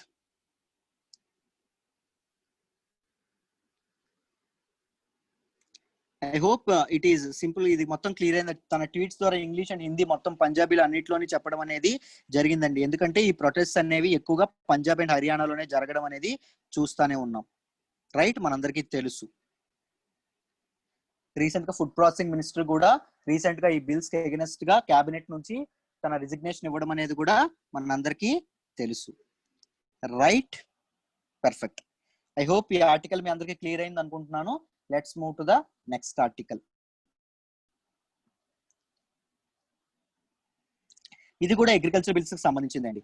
it's a no green signal from the farm world. రైతుల నుంచి గ్రీన్ సిగ్నల్ లేదు, రెడ్ సిగ్నల్ అనేది రైతులు అనే వాళ్ళు వేశారు, స్టాప్ అని చెప్తున్నారు అని చెప్పి ఆర్టికల్లో చెప్పడం అనేది జరిగింది. అసలు ఏం జరిగింది, అసలు ఏంటి అనేది ఇప్పటి వరకు నేను ఒక బ్యాక్గ్రౌండ్ అనేది ఇచ్చాను. ఇంకాస్త చెప్తాను, ఈ ఆర్టికల్లో ఏమేమి ఎక్స్ట్రా పాయింట్స్ ఉన్నాయో చెప్తాను, జాగ్రత్తగా వినండి. In a virtual rally, PM blamed opposition parties for misleading farmers about 3 bills అండి. ఫార్మర్స్ ని ఈ 3 బిల్స్ నేను 2 బిల్స్ ఆల్రెడీ చెప్పాను, 3వ బిల్ గురించి కూడా చెప్తాను, వినండి జాగ్రత్తగా. ఫస్ట్ బిల్ ఏమని చెప్పాము? Farmers produce trade and commerce bill 2020. Second bill ఏమని చెప్పాము? Farmers agreement of price assurance and farmers service bill 2020. Third bill ఏమని చెప్పాము? ఎసెన్షియల్ కమోడిటీస్ బిల్ 2020 అని చెప్పాము. రైట్, ఈ బిల్స్ యొక్క ఎయిమ్ ఏంటి అంటే it is to take away government intervention in agricultural trade. Agricultural trade లో గవర్నమెంట్ యొక్క జోక్యం బయటికి జోక్యం ఉండకూడదు అని చేయడం మొదటిది. సెకండ్ది, మిడిల్ మ్యాన్ నుంచి ఫ్రీ ఆఫ్ మిడిల్ మ్యాన్ అవ్వాలి అనేది సెకండ్ది. థర్డ్ది, రెస్ట్రిక్షన్స్ ఆన్ స్టాకింగ్ ఏదైతే ఉంటుందో, నిల్వ చేసుకోవడం ఏదైతే ఉంటుందో దాని మీద రిస్ట్రిక్షన్స్ అనేవి తీసేయడం. Next, weakening of APMC mandis reforms చేయడం. దీనిలో రిఫార్మ్స్ తీసుకురావడం అనే ఉద్దేశంతో వీటిని తీసుకురావడం అనేది జరిగింది. రైట్, నేను వీటి గురించి ఉన్న ఇష్యూస్ గురించి కానీ వీటన్నిటి గురించి చెప్పాను. బట్ ఈ ఆర్టికల్లో ఏం చెప్తున్నారంటే issue is not mainly about bills గురించి మెయిన్ గా ఇష్యూ కాదు, but issue is all about the process of their introduction. ఆ బిల్స్ ఇంట్రడక్షన్ జరిగిన విధానం పైనే ఆ ప్రాబ్లం అంతా ఉంది అని చెప్పడం అనేది జరిగింది. ఎందుకు అంటే జాగ్రత్తగా వినండి. ఎందుకు అంటే సెంట్రల్ గవర్నమెంట్ ఈ డెసిషన్స్ తీసుకునేటప్పుడు ఎవరితోని స్టేక్ హోల్డర్స్ ఎవరితోని కన్సల్ట్ చేయలేదండి. ఈవెన్ ఫార్మర్స్ తో కానీ మిడిల్ మెన్ తో కానీ. అఫ్ కోర్స్ ట్రేడ్ అనేది స్టేట్ సబ్జెక్ట్ అయినప్పటికీ స్టేట్ గవర్నమెంట్స్ తో కూడా చర్చలు జరపకుండా ఏం చేసింది? యూనిలాటరల్ గా డెసిషన్ తీసుకోవడం జరిగింది. సో అందుకోసం అని చెప్పి ఒక మిస్ట్రస్ట్ అనేది ఫామ్ అయింది గవర్నమెంట్ పైన. ఫార్మర్స్ కానీ మిడిల్ మ్యాన్ కానీ స్టేట్ గవర్నమెంట్స్ కానీ ఒక మిస్ట్రస్ట్ అనేది ఫామ్ అయింది. ఏదో తప్పు జరుగుతుంది అనే ఒక సిగ్నల్ అనేది వాళ్ళకి వెళ్ళడం అనేది జరిగింది. రైట్, ఫార్మర్స్ అనేది బిల్స్ ఎలా చూడడం మొదలు పెట్టారంటే వాళ్ళకి ప్రో ఫార్మర్ బిల్స్ గా కాకుండా ప్రో కార్పొరేట్ బిల్స్ గా చూడడం అనేది మొదలు పెట్టారు. ఈ బిల్స్ యొక్క లార్జర్ ఎజెండా అగ్రికల్చర్ ని కార్పొరైజేషన్ చేయడం అనేది అని చెప్పి వాళ్ళు ఇదవడం అనేది చేశారు. దీని తాలూకా ఎజెండా అనేది ముఖ్యంగా ఫార్మర్స్ ఏమనుకున్నారు అంటే కార్పొరైజేషన్ ఆఫ్ అగ్రికల్చర్ అని చెప్పి ఫార్మర్స్ అనుకోవడం మొదలు పెట్టారు. రైట్, ఈ ఆర్టికల్లో చెప్పడం అనేది జరిగింది. Immediate concerns, what are the immediate concerns అంటే attempt to weaken APMC mandis అండి. ఈ ఏపీఎంసీ మండీస్ ఏవైతే ఉన్నాయో, అగ్రికల్చర్ ప్రొడ్యూస్ మార్కెట్ కమిటీస్ తాలూకా మండీస్ ఏవైతే ఉంటాయో వాటిని వీకెన్ చేయడం అనేది చాలా తప్పు అని చెప్పి కన్సర్న్ లో చెప్తున్నారు. ఎందుకంటే ఏపీఎంసీ మండీస్ ను ఒకవేళ తీసేస్తే మినిమం సపోర్ట్ ప్రైస్ అనే కాన్సెప్ట్ అనేది పూర్తిగా లేకుండా పోతుంది. దానివల్ల రైతు అనేవాడు తీవ్రంగా నష్టపోతాడు. ఈ బలవంతులైన కార్పొరేట్స్ ఎవరైతే ఉంటారో వాళ్ళు రైతుల నుంచి తక్కువ ధరకి పంటను కొనుక్కొని ఎక్కువ ధరకు అమ్ముకోవడం అనేది జరుగుతుంది. సో ఎక్స్ప్లాయిటేషన్ అనేది పెరుగుతుంది అని చెప్పడం అనేది జరిగింది. దాంతోపాటు గవర్నమెంట్ అనేది కార్పొరేట్ ఇంట్రెస్ట్ కి ఎక్కువ ప్రిఫరెన్స్ ఇస్తోంది. కార్పొరేట్ ఇంట్రెస్ట్ కి ఎక్కువ ప్రిఫరెన్స్ ఇస్తుంది at the cost of farmers interest. రైతుల యొక్క పొట్ట కొట్టి కార్పొరేట్ యొక్క జేబులు నింపాలని చెప్పి గవర్నమెంట్ అనుకుంటోంది అని చెప్పి ఆర్టికల్లో అనేది డీటెయిల్డ్ గా చెప్పడం అనేది జరిగింది. ఎందుకంటే రిలయన్స్ ఫ్రెష్ లాంటివి కానీ అదానీ గ్రూప్ లాంటివి ఏవైతే ఉన్నాయో వీళ్ళ గురించి కూడా ఈ ఆర్టికల్లో మెన్షన్ చేయడం అనేది జరిగింది. గవర్నమెంట్ ఇలాంటి వాటికి సపోర్ట్ చేయాలనుకుంటుంది, వాళ్ళ చేతుల్లో అగ్రికల్చర్ సెక్టార్ ని పెట్టాలనుకుంటుంది అని చెప్పి మనకు హిమాంశు గారు చెప్పడం అనేది డీటెయిల్డ్ గా ఆర్థర్ హిమాంశు గారు చెప్పడం అనేది జరిగింది. ఏపీఎంసీస్ గురించి కూడా వాటి తాలూకు యూజెస్ గురించి కూడా చాలా డీటెయిల్డ్ గా చెప్పారు. వాటి గురించి కూడా డీటెయిల్డ్ గా మాట్లాడదాం, జాగ్రత్తగా వినండి. ఆర్టికల్ ముందు మీకు బ్యాక్గ్రౌండ్ అనేది డీటెయిల్డ్ గా ఇచ్చాను, ఏమవుతుంది అని మీరు మామూలుగా ప్రిలిమ్స్ లెవెల్లో మెయిన్స్ రాసేటప్పుడు ఉపయోగపడతాయి, జాగ్రత్తగా వినండి. ఏపీఎంసీలో ఓన్లీ 1/4 అవుతుందండి ప్రెజెంట్ కూడా ట్రేడ్. మొత్తం పంటంతా రైతులు ఏపీఎంసీలో అమ్ముతున్నారా అంటే అమ్మట్లేదు. అలా అని చెప్పి ఏపీఎంసీస్ కాకుండా వేరే మెకానిజం ఇప్పటి వరకు లేదా అంటే చాలా ఉన్నాయి. బట్ స్పెషల్ గా ఈ బిల్స్ తీసుకురావడంలో అసలు యూజ్ ఏంటి, ఈ స్పెషల్ గా ఈ బిల్స్ ఏం చేయబోతున్నాయి అనే దానికి నిజంగా ఆ ప్రశ్నలకి సమాధానం అనేది లేదు. రైట్, ఏపీఎంసీస్ అనేవి ప్రైస్ డిస్కవరీకి మార్కెట్ లో ధర ఎంత ఉంది అని రైతులు కరెక్ట్ గా తెలుసుకోవడానికి నిజంగా ఒక కీ రోల్ ప్లే చేస్తాయని చెప్పి చెప్పడం అనేది జరిగింది. చాలా మంది ఫార్మర్స్ అగ్రికల్చర్ ట్రేడ్ లో వీటిని చాలా ఇంపార్టెంట్ పార్ట్ గా చూస్తారండి. అగ్రికల్చర్ ట్రేడ్ లో ఏపీఎంసీస్ ని చాలా ఇంపార్టెంట్ పార్ట్ గా చూడడం అనేది చేస్తారు ఏపీఎంసీని. రీసెంట్ గా బీహార్ ఎగ్జాంపుల్ గురించి కూడా ఆదర్ అనే వారిని చెప్పడం అనేది జరిగింది. What is this Bihar example అని చెప్తాను, జాగ్రత్తగా వినండి. బీహార్ ఏం చేసింది అంటే 2006లో ఏపీఎంసీస్ ఏవైతే ఉన్నాయో వాటిని అబాలిష్ చేయడం అనేది జరిగింది. అబాలిష్ చేసిన తర్వాత ఫార్మర్స్ కి మినిమం సపోర్ట్ ప్రైస్ కంటే తక్కువ రేటుకి ఫార్మర్స్ తమ పంటలను అమ్మాల్సి రావడం అనేది జరిగింది. రైట్, ఏపీఎంసీ పూర్తిగా అబాలిష్ చేయడం వల్ల బీహార్ లో ఫార్మర్స్ కనీస మద్దతు ధర ఏదైతే ఉందో గవర్నమెంట్ అనౌన్స్ చేసేది దానికంటే తక్కువ ధరకి తమ ప్రొడక్ట్స్ అనేవి, తమ ప్రొడ్యూస్ అనేది అమ్మడం అనేది జరిగింది. మెయిజ్ ఏవైతే ఉన్నాయో పెర్ క్వింటాల్ ముందు 2006 ముందు పెర్ క్వింటాల్ ఏపీఎంసీలో మద్దతు ధర 1850 ఉంటే ఫార్మర్స్ అనేవాళ్ళు కేవలం 1000 రూపాయలకే అమ్మాల్సి వచ్చింది. ఫార్మర్స్ సగానికి సగం నష్టపోవడం అనేది జరిగింది. దాంతో పాటు కనీసం అది ఎంఎస్పి అనేటటువంటి వర్తించినటువంటి బాస్మతి రైస్ ప్రైసెస్ లో 30% డ్రాప్ చూస్తున్నాం. కాటన్ ప్రైసెస్ లో కూడా హ్యూజ్ డ్రాప్ అనేది మనకు కనిపిస్తుంది. ఇన్పుట్ కాస్ట్ అనేవి, పెట్టుబడి అనేది రైతుకి చాలా ఎక్కువగా పెరుగుతూ ఉంటుంది. చాలా ఎక్కువగా ఫెర్టిలైజర్స్ కానీ, లేకపోతే సీడ్స్ కానీ, విత్తనాలకు కానీ, వాటర్ మేనేజ్మెంట్ కానీ, పవర్ కానీ రైతు చాలా ఇబ్బందులు పడాల్సి వస్తుంది. చాలా ఎక్కువ పెట్టుబడి పెట్టాల్సి వస్తుంది.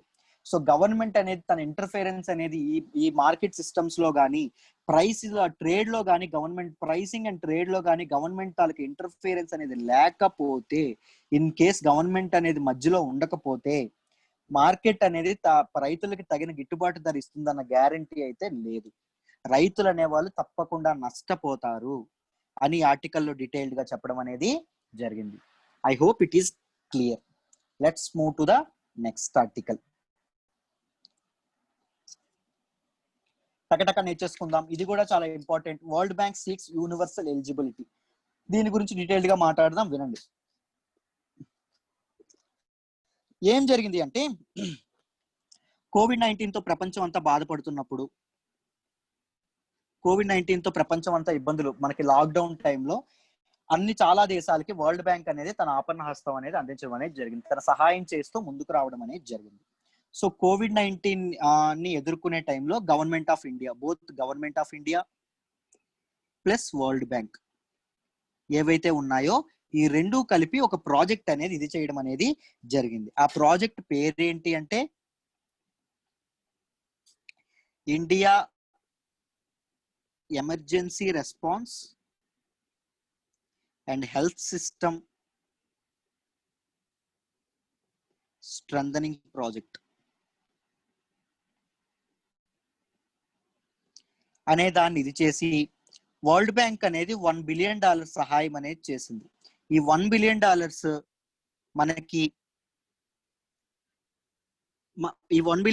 మనకి IBRD, international bank for reconstruction and development, IBRD bank ఏదైతే ఉందో అది డిస్పర్స్ చేయడం అనేది జరిగింది. అయితే రీసెంట్ గా వరల్డ్ బ్యాంక్ అనేది ఏం చెప్పింది అంటే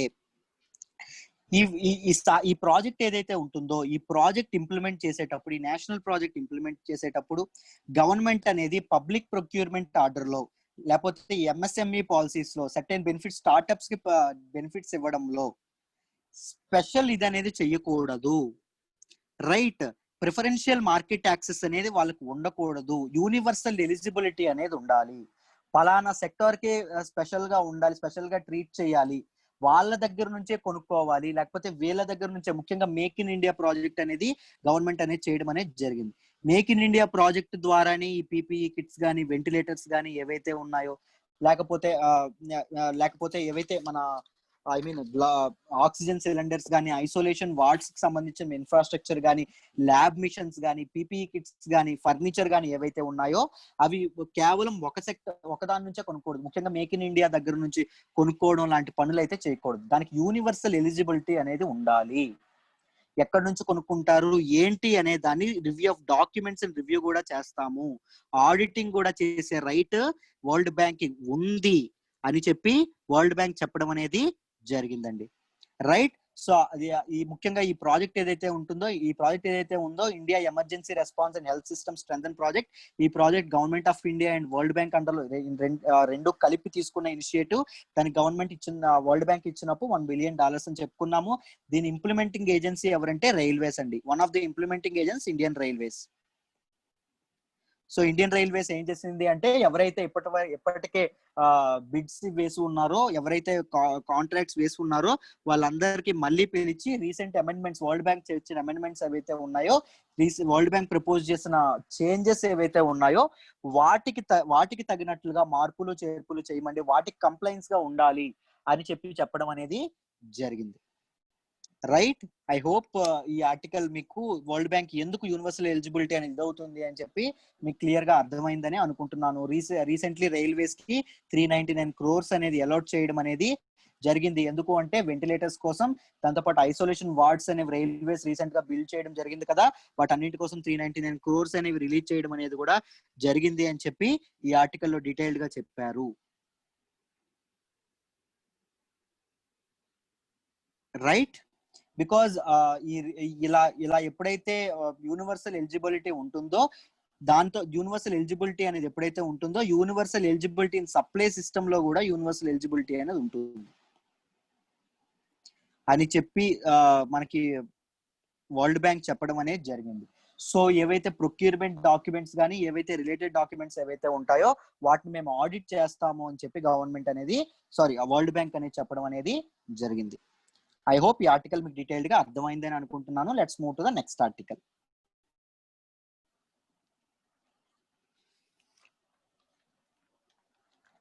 ఈ ఆర్టికల్ చూడండి, ఇంటర్నేషనల్ రిలేషన్స్ లో మనం మాట్లాడుకుంటాం. US says UN sanctions on Iran back in force. Iran మీద ఉన్న శాంక్షన్స్ అనేవి, యుఎన్ శాంక్షన్స్ అనేవి, యునైటెడ్ నేషన్స్ శాంక్షన్స్ అనేవి తిరిగి మళ్ళీ బ్యాక్ ఇన్ ఫోర్స్ కి వచ్చాయి అని చెప్పి యుఎస్ చెప్పడం అనేది జరిగింది. రైట్. అసలు దీని గురించి ఏం చేస్తుందో అదర్స్ డిజగ్రీ, మిగిలిన కంట్రీస్ ఏవైతే ఉన్నాయో అది దీనికి ఒప్పుకోలేదు. యుఎస్ ఎవరు యూనిలాటరల్ గా డిసిషన్ తీసుకోవడానికి అని చెప్పి ఒప్పుకోలేదు. యుఎన్ శాంక్షన్స్ ఇరాన్ మీద ఎందుకు ఉన్నాయి, దానికి అదేంటో తెలుసుకుందాం, జాగ్రత్తగా వినండి. చూడండి అసలు ఏం జరిగింది అంటే 2006 లో యునైటెడ్ నేషన్స్ శాంక్షన్స్ అనేవి ఇరాన్ మీద వేయడం అనేది జరిగింది. ఎందుకు అంటే Iran refuse to halt nuclear enrichment programs. Nuclear weapons తయారు చేసే ప్రోగ్రామ్ ఏదైతే ఉంటుందో దాన్ని ఆపను అని చెప్పి ఇరాన్ చెప్పడం వల్ల యుఎన్ శాంక్షన్స్ అనేవి ఇరాన్ మీద ఆంక్షలు అనేవి పడడం అనేది జరిగింది. రైట్. యుఎన్ శాంక్షన్స్ అనేవి పడడం అనేది జరిగింది. దాని తర్వాత ఇరాన్ లేదు, మేము డొమెస్టిక్ అండ్ మెడికల్ పర్పజెస్ కి న్యూక్లియర్ సిస్టమ్స్ ను వాడుతున్నాము, వెపన్స్ తయారు కోసం కాదు అని చెప్పిన తర్వాత ఏం జరిగింది అంటే 2016లో ఇంటర్నేషనల్ అటామిక్ ఎనర్జీ ఏజెన్సీ ఏదైతే ఉంటుందో వాళ్ళు ఇరాన్ న్యూక్లియర్ డీల్ ను ఒకదాన్ని చేసుకోవడం అనేది జరిగిందండి. ఇరాన్ తో చేసుకోవడం జరిగి ఆల్మోస్ట్ యుఎన్ శాంక్షన్స్ అన్ని తీసేయడం అనేది జరిగింది. రైట్. మళ్ళీ 2018లో ట్రంప్ ఏం చేశారంటే యుఎన్ శాంక్షన్స్ అనేవి ఉండాలి, రైట్, ఈ ఇరాన్ న్యూక్లియర్ డీల్ నుంచి బయటకు వచ్చేసారు ట్రంప్. నేను దీనికి సమ్మతించను అని చెప్పి బయటకు వచ్చేసారు. ఎందుకంటే ఇరాన్ అనేది మిలిటెంట్స్ సపోర్ట్ చేస్తుంది, దాంతోపాటు ట్రాఫికింగ్ కి సపోర్ట్ చేస్తుంది, ఇల్లీగల్ ట్రాఫికింగ్ సపోర్ట్ చేస్తుంది అని చెప్పి చెప్పడం అనేది జరిగింది. రైట్. ఇప్పుడు ఏం చేసింది అంటే యుఎస్ ఏం చెప్తుంది అంటే యుఎన్ శాంక్షన్స్ ఏవైతే ఉన్నాయో, యునైటెడ్ నేషన్స్ శాంక్షన్స్ ఏవైతే ఉన్నాయో అవి ఇరాన్ మీద మేము వేసాము అని చెప్పడం అనేది జరిగింది. యుఎస్ అనేది యూనిలాటరల్ గా ఇలా ఈ ప్రొక్లైమ్ అనేది చేయడం, ఇరాన్ మీద యుఎన్ శాంక్షన్స్ ఉంటాయని చెప్పి ప్రొక్లైమ్ చేయడం అనేది ఇలా చేయడం అనేది జరిగింది. దాంతో పాటు వైలేషన్స్ ఎవరైనా చేశారో, యుఎన్ మెంబర్ నేషన్స్ ఏవైతే, యునైటెడ్ నేషన్స్ మెంబర్ నేషన్స్ ఎవరైతే ఉన్నారో వాళ్ళు ఒకవేళ వైలేట్ చేస్తే, దీన్ని యునైటెడ్ మెంబర్ నేషన్స్ ఎవరైనా వైలేట్ చేస్తే వాళ్ళకి తగిన పనిష్మెంట్ అనేది తప్పకుండా ఉంటుంది అని కూడా చెప్పడం అనేది జరిగింది. రైట్. అయితే మిగిలిన కంట్రీస్ ఏవైతే ఉన్నాయో, ముఖ్యంగా పర్మనెంట్ కంట్రీస్ లాంటి యుఎన్ఎస్సిలో, యునైటెడ్ నేషన్స్ సెక్యూరిటీ కౌన్సిల్లో పర్మనెంట్ సభ్య దేశాలైన పర్మనెంట్ మెంబర్స్ ఏవైతే ఉంటాయో, ఫ్రాన్స్ కానీ, బ్రిటన్ కానీ ఏవైతే ఉన్నాయో, రష్యా కానీ, ఇవన్నీ దానికి లీగల్ గా ఇది లేదు, there is no there is no legal effect. This decision doesn't have a legal effect అని చెప్పడం అనేది జరిగింది. ఈవెన్ జర్మనీ కూడా యుఎస్ అనేది యూనిలాటరల్ గా ఈ డెసిషన్ తీసుకోవడం కరెక్ట్ కాదు అని చెప్పడం అనేది జరిగిందండి. యుఎస్ అనేది యూనిలాటరల్ గా ఈ డెసిషన్ తీసుకోవడం కరెక్ట్ కాదు అని చెప్పి మనకి జర్మనీ కూడా చెప్పడం అనేది జరిగింది. రైట్. సో యుఎస్ అనేది యుఎస్ ఈజ్ ఆల్సో మీ అందరికీ తెలిసే ఉంటుంది, యుఎన్ఎస్సి లో యుఎస్ కూడా ఒక పర్మనెంట్ మెంబర్. యుఎన్ఎస్సి లో మొత్తం 5 పర్మనెంట్ మెంబర్స్ ఉంటాయి, 10 నాన్ పర్మనెంట్ మెంబర్స్ ఉంటాయి.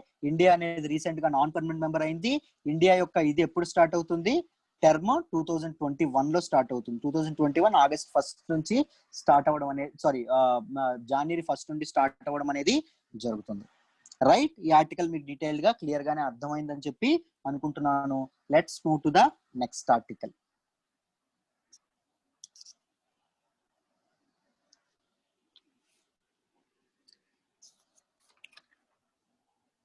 ఈ ఆర్టికల్ చూడండి. Art and culture and traditions గురించి మాట్లాడేటప్పుడు మనం మాట్లాడతాం డీటెయిల్డ్ గా. Pandemic puts on hold Kashmiri tradition. Kashmiri tradition మీద పాండమిక్ అనేది COVID-19 పాండమిక్ ప్రభావం అనేది పడింది. ఒక కాశ్మీరీ ట్రెడిషన్ మీద దాని ఎఫెక్ట్ అనేది చూపించి ఆ కాశ్మీరీ ట్రెడిషన్ ప్రెజెంట్ ఆ కాశ్మీరీ ట్రెడిషన్ మీద హోల్డ్ అనేది పడింది అని చెప్తున్నారు. What is that Kashmiri tradition అంటే ఆ ట్రెడిషన్ పేరు ట్రామీ.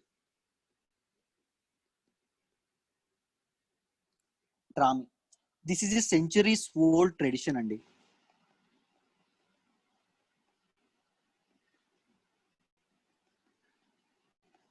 ఈ ట్రెడిషన్ లో భాగంగా ఏం చేస్తారంటే వెడ్డింగ్స్ లో ఒకే ప్లేట్ లో నలుగురు కలిసి తినడం అనేది జరుగుతుంది. ఈ వెడ్డింగ్ లో ఒక 100 మందిని ఇది చేశారండి, పిలిచారనుకోండి, నలుగురు కలిసి ఒక ప్లేట్ లో తినడం అనేది జరుగుతుంది. It is basically eating together in one plate. Right. Eating together from one plate అండి basically. This is about trami. అయితే లోకల్స్ అయితే ఏం జరిగింది అంటే ఈ ట్రామీ దాని మీద పాండమిక్ ఎఫెక్ట్ అనేది పెరిగింది. మనందరికీ తెలుసు పాండమిక్ కారణంగా ఏం జరిగిందని చెప్పుకున్నాం మనం. ఏమైందని మాట్లాడుకున్నాం. సోషల్ డిస్టెన్సింగ్ నార్మ్స్ అనేవి పెరిగినాయి అని చెప్పుకున్నాం. సోషల్ డిస్టెన్సింగ్ నార్మ్స్ అనేవి దీనిలోకి వచ్చినాయి, ప్రివెలెంట్ లోకి రావడం అనేది జరిగింది. ఒకరికొకరు సాంఘిక దూరం అనేది, సామాజిక దూరం అనేది పాటించాలని చెప్పడం అనేది జరిగింది. సో ఒకే ప్లేట్ లో తినడం వల్ల ఈ COVID-19 ఇన్ఫెక్షన్ అనేది ప్రబలే అవకాశం ఉంది. కాబట్టి ఈ ట్రామీ అనే ట్రెడిషన్ ఏదైతే ఉందో దాన్ని తాత్కాలికంగా నిలిపివేస్తున్నట్టు లోకల్ పీపుల్ ఎవరైతే, కాశ్మీర్ లోకల్ పీపుల్ ఎవరైతే ఉన్నారో వాళ్ళు డెసిషన్ తీసుకోవడం అనేది జరిగింది. రైట్. ఈ ట్రామీ అనే దాని బ్యాక్గ్రౌండ్ చాలా సెంచరీస్ ఓల్డ్ బ్యాక్గ్రౌండ్ ఉందండి. ఇది ఎప్పుడు వచ్చిందంటే సుల్తాన్ పీరియడ్ నుంచి రావడం అనేది జరిగింది. ఈ ట్రామీ అనేది అంటే బేసికలీ అరౌండ్ 1418 టు 1470 మధ్యలో ఈ ట్రెడిషన్ అనేది రావడం అనేది జరిగింది. From the sultan name Zainul Abidin. ఈ సుల్తాన్ పేరు మీదుగా ట్రామీ అనేది రావడం అనేది జరిగింది. ఈ ట్రామీ అనే దానిలో భాగంగా ఏం చేస్తారంటే ఒకే ప్లేట్ లో నలుగురు తినడం అనేది జరుగుతుందండి. రైట్. ఒకే ప్లేట్ లో 4 మెంబర్స్ తినడం అనేది జరుగుతుంది. దానిలో భాగంగా వాజాస్ ఎవరైతే ఉంటారో, వాజా అంటే చెఫ్, వీళ్ళు ఏం చేస్తారంటే ప్లేట్ లోకి వజ్వాన్ అంటే సిరీస్ ఆఫ్ మీట్ ఏదైతే ఉంటుందో దాన్ని పాస్ చేస్తూ ఉంటారు. Series of some different chicken కానీ మటన్ కానీ ఏవైతే ఉంటాయో ఒకటి తర్వాత ఒకటి మీట్ డిషెస్ ఇవ్వడం అనేది జరుగుతుంది. దీనికి హిస్టారికల్ గా వెరీ వెరీ ఇంపార్టెన్స్ ఉంది. ఎందుకంటే it brought down the walls of class and caste divide in society. మొత్తం క్లాస్ అండ్ క్యాస్ట్ డివైడ్ ఏదైతే ఉంటుందో, డిస్క్రిమినేషన్ ఏదైతే ఉంటుందో, ఒకే ప్లేట్ లో నలుగురు కలిసి తినడం వల్ల ఏమవుతుంది, ఈ డివిజన్ ఏదైతే ఉంటుందో, సొసైటీలో డివిజన్ ఏదైతే ఉంటుందో దానికి రూపు మాపింది అని చెప్పి ఈ ట్రెడిషన్ గురించి, అందుకే ఈ ట్రెడిషన్ చాలా గొప్ప ట్రెడిషన్ అని చెప్పి చెప్పడం అనేది జరిగింది. ట్రామీ ఇలాంటి ఇంపార్టెంట్ ట్రెడిషన్స్ అనేవి ఎక్కువగా యూపీఎస్సీ ప్రిలిమ్స్ లో ఎక్కువగా అడిగే అవకాశం ఉంది. సో ఇలాంటివి ఇది చేయడానికి చూడండి. Right. It symbolised, this Trami symbolised brotherhood and sharing అని కూడా చెప్పడం అనేది జరిగింది. Right. Fraternity, brotherhood and sharing ఏదైతే ఉంటుందో దానికి కూడా ఇది సింబలైజ్ చేస్తుంది ఈ ట్రామీ అనే ట్రెడిషన్ అని కూడా చెప్పడం అనేది జరిగింది. సరే, ఇంత అద్భుతమైన ట్రెడిషన్ కి కరోనా వైరస్ పాండమిక్ ఏదైతే ఉంటుందో దాని వల్ల హోల్డ్ అనేది ఏర్పడింది. ఒక పాజ్ అనేది ఏర్పడింది ప్రెజెంట్. సో లోకల్స్ అనే వాళ్ళు వెడ్డింగ్స్ లోని ఈ కల్చర్ ఏదైతే ఉంటుందో ఈ కల్చర్ ని కాస్త కొద్ది రోజులు ఆపాలని నిర్ణయించుకున్నారు అని చెప్పడం అనేది జరిగింది. ఐ హోప్ ఈ ఆర్టికల్ మీకు డీటెయిల్ గా క్లియర్ అయిందని అనుకుంటున్నాను. ఇలా డీటెయిల్డ్ గా ఆర్టికల్స్ మీరు నేర్చుకోవాలంటే UPSC infinity is the best opportunity అండి. మీకు డీటెయిల్డ్ గా ప్రతిదాన్ని చెప్పడం అనేది జరుగుతుంది. ఎవ్రీథింగ్ మీకు చెప్పడం అనేది జరుగుతుంది. పునాదుల నుంచి లోతుల నుంచి అడ్వాన్స్డ్ లెవెల్ వరకు మీకు తీసుకెళ్లే పూర్తి బాధ్యత మాది. You can trust on this. మమ్మల్ని మీరు ఈ విషయంలో పూర్తిగా నమ్మొచ్చు. రైట్. దాంతోపాటు daily mains answer writing practice చేయిస్తాము. ఫీజు కూడా కేవలం 50,000. మీరు దీన్ని 5 ఇన్స్టాల్మెంట్ లో 10,000 చొప్పున కట్టుకోవచ్చు. సింగిల్ పేమెంట్ చేస్తే కేవలం మీకు 40,000 రూపాయలకి అందించడం అనేది జరుగుతుంది. UPSC infinity courses of life time validity అండి. మొత్తం లైఫ్ టైం మీరు ఒక్కసారి జాయిన్ అయితే ఎన్నాళ్ళు ప్రిపేర్ అయితే అన్నాళ్ళు మీకు లైఫ్ టైం వ్యాలిడిటీ అనేది ఇవ్వడం అనేది జరుగుతుంది. బోత్ రికార్డెడ్ సెషన్స్ కి లైవ్ సెషన్స్ కి మీకు యాక్సెస్ అనేది ఉండడం అనేది జరుగుతుంది. ఒకవేళ ఎగ్జామ్స్ మధ్యలో ఏపీపీఎస్సీ టీఎస్పీఎస్సీ ఏవైనా నోటిఫికేషన్స్ పడితే ఇన్ కేసు వాటి ఎక్స్ట్రా సిలబస్ కూడా మేము ఫ్రీగా కవర్ చేయడం అనేది జరుగుతుంది. We teach absolutely from scratch. ముందు ఎన్సీఆర్టీస్ చదువుకోవాలి లేకపోతే పలానా రిఫరెన్స్ బుక్స్ చదువుకోవాలి అనే అపోహలు కూడా మీరు పెట్టుకోనక్కర్లేదు. మేము మొత్తం మేము పునాదుల నుంచి లోతుల నుంచి అడ్వాన్స్డ్ లెవెల్ వరకు పూర్తిగా చెప్పడం అనేది జరుగుతుంది. దాంతో పాటు అన్లిమిటెడ్ గ్రాండ్ టెస్ట్లు పెడతాము, మాక్ టెస్ట్లు పెడతాము. దాంతో పాటు 1-to-1 మెంటర్షిప్ అనేది కూడా మీకు అందుబాటులో ఉంటుంది. మీరు ఫ్యాకల్టీతో ఫ్రీగా మాట్లాడొచ్చు. డౌట్స్ అనేవి ఇంటరాక్టివ్ లైవ్ సెషన్స్ ఉంటాయి. డౌట్స్ అనేవి క్లారిఫై చేసుకోవచ్చు. We have wonderful team of faculty, very passionate team of faculty. దాంతోపాటు నోట్స్ ఇవ్వడం కూడా మీకు జరుగుతుంది. Right. Suresh sir editorials cover చేయడం జరుగుతుంది. Daily current affairs, Hindu analysis detailed గా చేయడం అనేది జరుగుతుంది. ఐ హోప్ ఈ సెషన్ అనేది మీకు డీటెయిల్ గా అర్థమైంది అనుకుంటున్నాను. ఒకవేళ పాలిటీ కానీ లేకపోతే హిస్టరీ కానీ జాగ్రఫీ కానీ ఎథిక్స్ కానీ మీకు ఇలాంటి ఇండివిజువల్ కోర్స్ తీసుకోవాలన్నా కేవలం 7,000 రూపాయలకే మీకు అందిస్తున్నాము. They also come with life time validity. ఓకేనా. ఏ ఒక్క చిన్న మీరు సబ్జెక్ట్ కోర్స్ లో జాయిన్ అయినప్పటికీ మీకు కాంప్లిమెంటరీ యాక్సెస్ కింద మాక్ టెస్ట్లు గ్రాండ్ టెస్ట్లు యాక్సెస్ కూడా ఇవ్వడం అనేది జరుగుతుంది. అన్లిమిటెడ్ గ్రాండ్ టెస్ట్, అన్లిమిటెడ్ మాక్ టెస్ట్లు. మీరు ఏదైనా నేర్చుకోవాలంటే హిస్టరీ కానీ పాలిటీ కానీ ఏమైనా నేర్చుకోవాలన్నా వీటిలో కూడా జాయిన్ అవ్వచ్చు. Right. Perfect. Thank you so much. మీరు ఏమైనా ట్రయల్ క్లాసెస్ ఒకవేళ వినాలనుకుంటే ఇన్ కేస్ పాలిటీ కానీ హిస్టరీ క్లాస్ ఎలా జరుగుతాయి లైవ్ సెషన్స్ వినాలనుకుంటే కింద కామెంట్ సెక్షన్ లో ఫస్ట్ కామెంట్ ఉంటుంది. దానిలో లింక్ ఇస్తాము. లింక్ మీద క్లిక్ చేసి మీరు వాట్సాప్ గ్రూప్ లో జాయిన్ అవ్వండి. దాని ద్వారా మీరు జాయిన్ అవ్వచ్చు. దాని ద్వారా మీరు ట్రయల్ క్లాసెస్ 2-3 వినొచ్చు. ఫ్యాకల్టీ యొక్క క్వాలిటీని అసెస్ చేశాకే మీరు యూపీఎస్సీ ఇన్ఫినిటీలో జాయిన్ అవ్వచ్చు. Thank you so much.